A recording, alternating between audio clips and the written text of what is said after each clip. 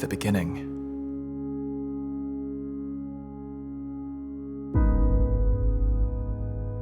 But not for everyone.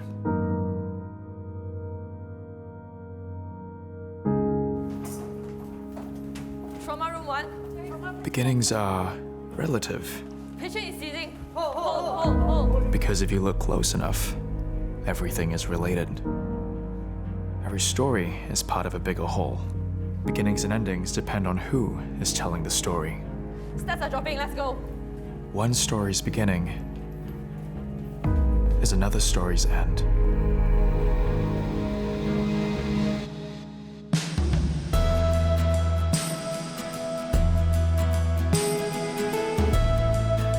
Cause after life, tell me what am I supposed to do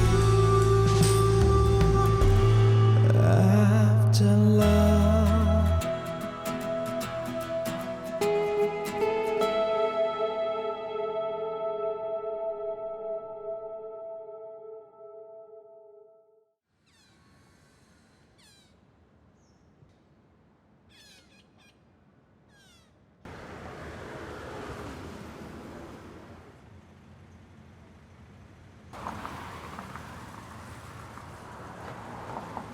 Lita?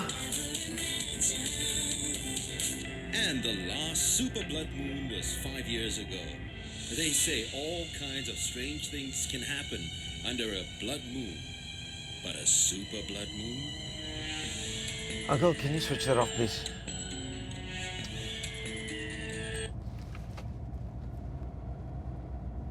Hey, work in the prison? No. Then visiting? No. Then you are there for... Yes. I was an inmate. Inmate? What do you do? What did I do? I killed the driver. Oh, it's my daughter? It's been hours. Well, we had some complications during the operation, but I'm happy to tell you that overall the pancreatectomy was a success. So your daughter, your wife, is stable and recovering. Thank you, thank you. We owe you, Dr. Skylar. Thank you. No, of course not. It's my job. You can go in and see her now.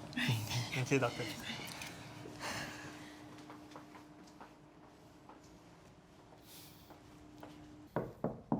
Come in. Dr. Alexis, you wanted to see me? Sit down. The board will be announcing their choice for department head tomorrow. Skylar, you're a strong candidate. Good job with Mrs. Tan. I nearly lost her. She started to hemorrhage late in the procedure and we barely stopped it. But you did stop it. Best not to second guess yourself. Yeah, but pancreatectomies are always risky. Maybe we should have exhausted all our options first. The procedure worked. Just barely. But it worked. A pancreatectomy was the best chance for long-term survival. It was an all-or-nothing move. I recommended a treatment. You agreed. Let's move on. It was 100% the right choice. Hmm? Yeah. I wish I was as sure as you about life or death decisions.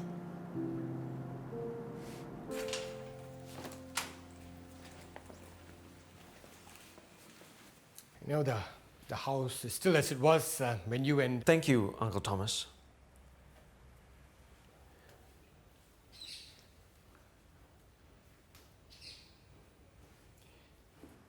You know, it's good they were not around to see what happened. You know, it's sad. It's really sad. Do you still think much of him? I have a busy day ahead. Sure. Yeah, sure. Yeah.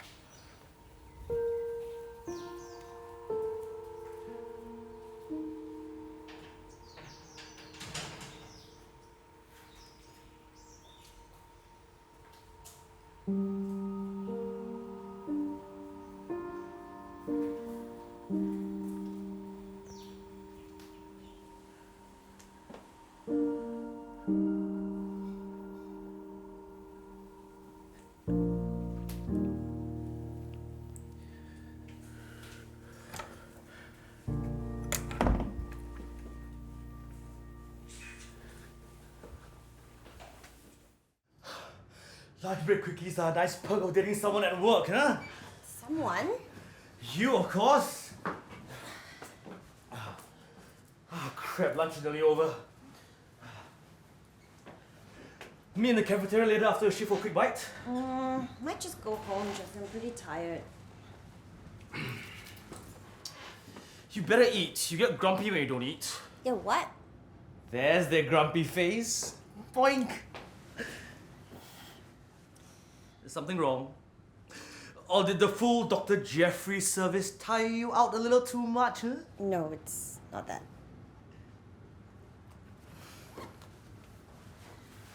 Tell me. Well, there's this writing workshop this weekend. I was thinking of attending it. Writing? You haven't written in years. I know. So I was thinking I could pick it up again. Why? You're a doctor. What's the point of writing a bunch of useless poems no one will read? Even if it's for myself? For you? Depressing poetry? Come on! Look, Sky, do whatever you want. But it's just going to be a waste of time. Just make sure you come to the cafeteria later. Oh, Dr. Jeffrey out. So, extra chair stack over there. This is my bar. Job isn't complicated. Never gets crazy here.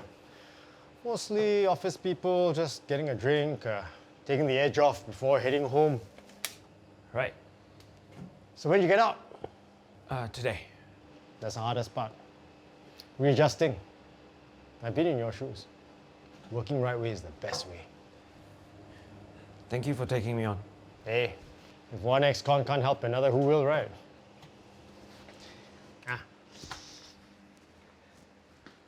Here, first day gift. No bartender should be without one of those. It's the emergency plan for all the things that can and will go wrong in a place like this. Plus, if the customers get out of line, I use a knife, man. I'm kidding. I'm kidding. Don't use a knife. I need the business. Oh, your caseworker said you had no problems with drugs or alcohol, huh? No, wasn't in for anything like that. Good. Only one rule here. Don't drink what you sell.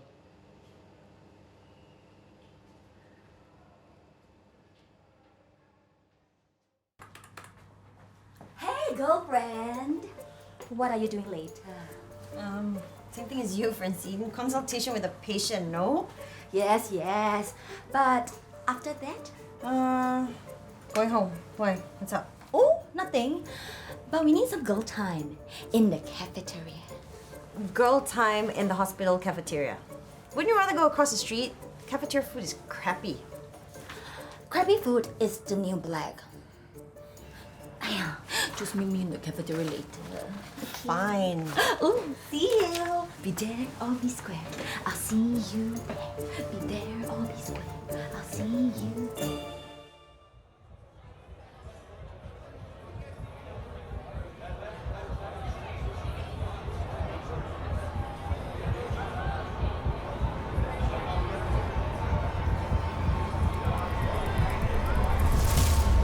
There you go! 2 gin and tonics! Ma! Wait! You guys want more gin? Huh? Yeah, of course you do. Getting drunk is the point. Right, there you go. Enjoy! Never too early to get drunk. You forget that your life is still hell bent into the toilet. Hey, you guy. Clarence did tell you his one rule, right? Derek! My name is Derek. Clyde. See? I know your name.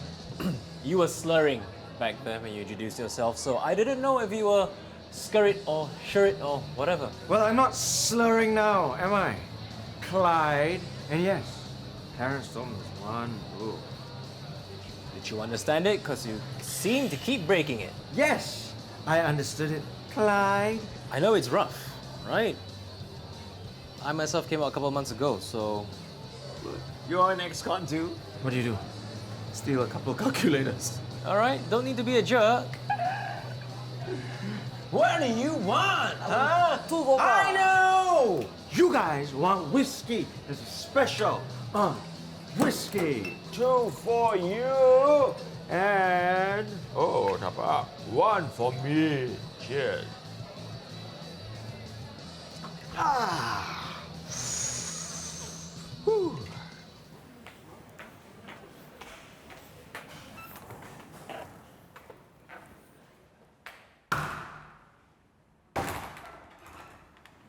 What is going on, Francine?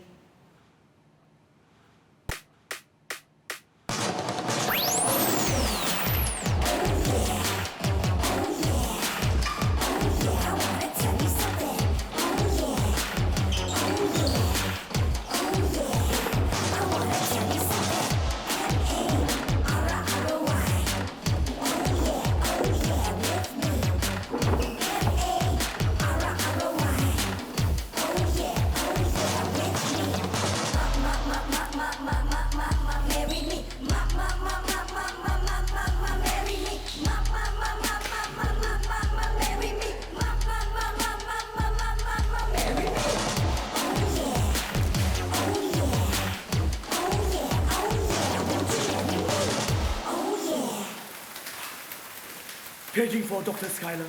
This is Dr. Jeffrey asking you for your hand in marriage. I need some air. Excuse me.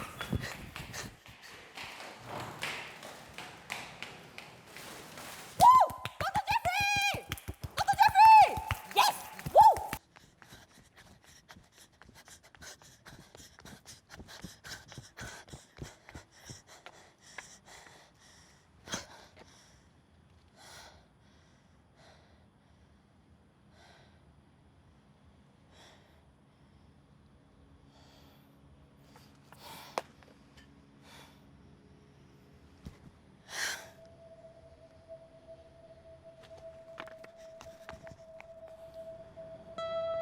You know, if you wanted to keep your book, you shouldn't have thrown it away.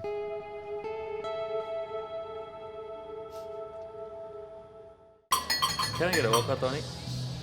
Oh, man. How about a beer? Because the beer is right here and the vodka's all the way there, man. I don't feel like moving right now. It's okay, I can take your order. Come on. Derek, it's okay. Come here. Come here.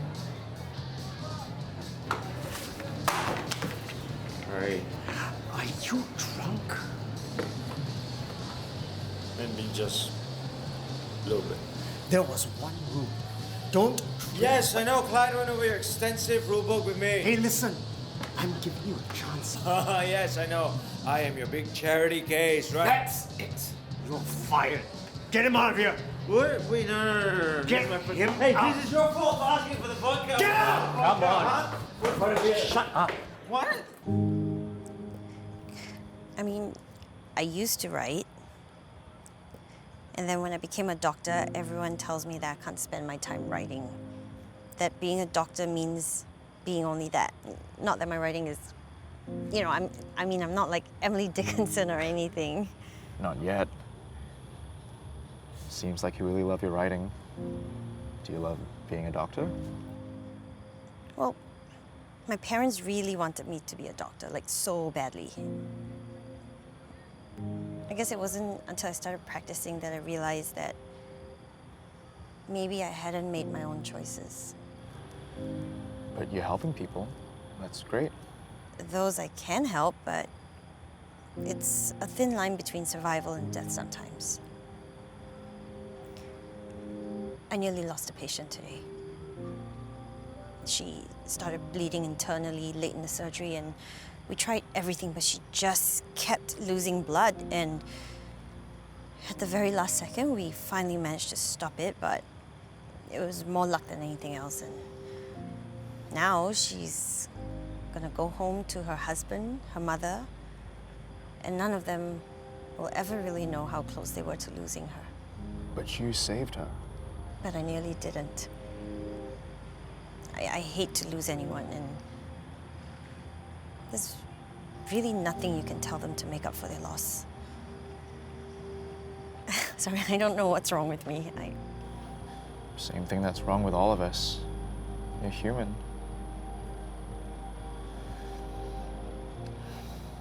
All the particles whose paths were interrupted by your smile, the touch of your hair, hundreds of trillions of particles race off like children, their ways forever changed by you. That's beautiful. Well, it's scientific, but beautiful. Did you come up with it? No. Of course not. It's called Eulogy by an Astrophysicist. I don't know. Somehow it makes me feel better about my limited time in this universe. Are you an astrophysicist? No. Okay, all right.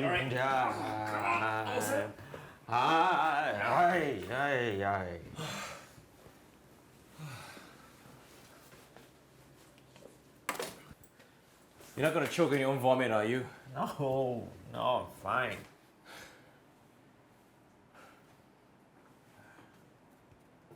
This your family?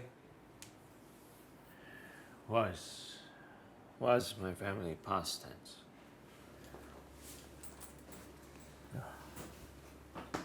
You know, when I was in prison, all I could think about was getting out. Every day for a year. And when it finally happened, It's not how you pictured it.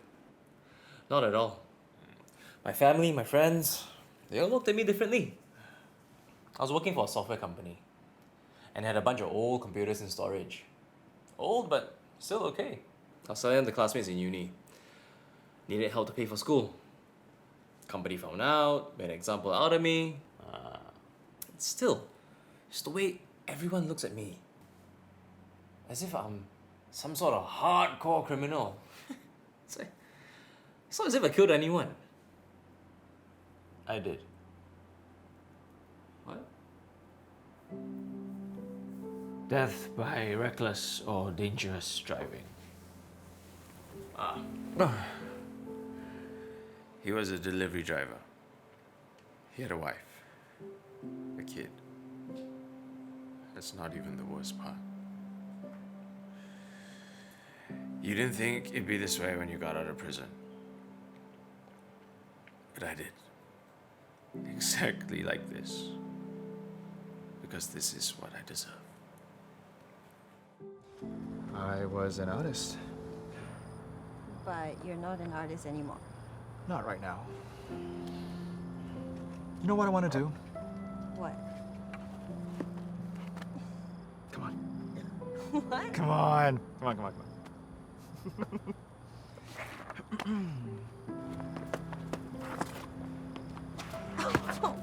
Are we dancing now? Not yet. No. Okay.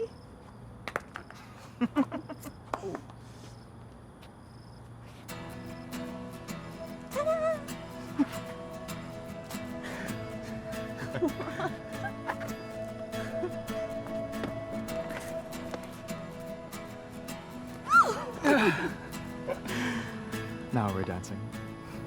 People are gonna think we're crazy. Let them.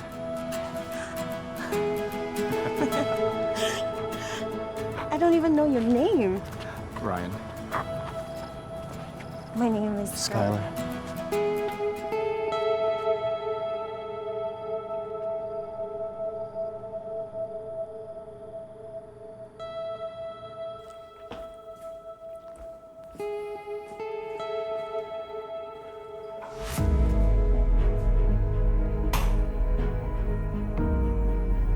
It's all about energy, isn't it?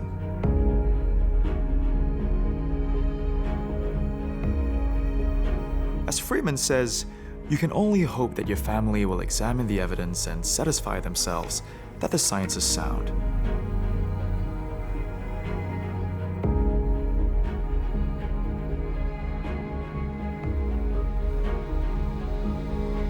And that they'll be comforted to know your energy is still around.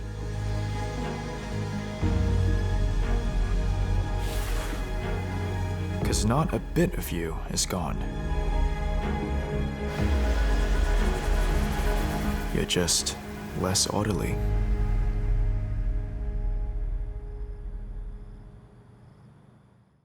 And the board is going to go with somebody else for the department head position. What? He ghosted you, just like you ghosted Jeffrey. Stay away from my son. I don't care, just get out. Please, just hear me out, please. Am I a horrible person? Yes, you are. You're making a huge mistake. You'll see. You'll see.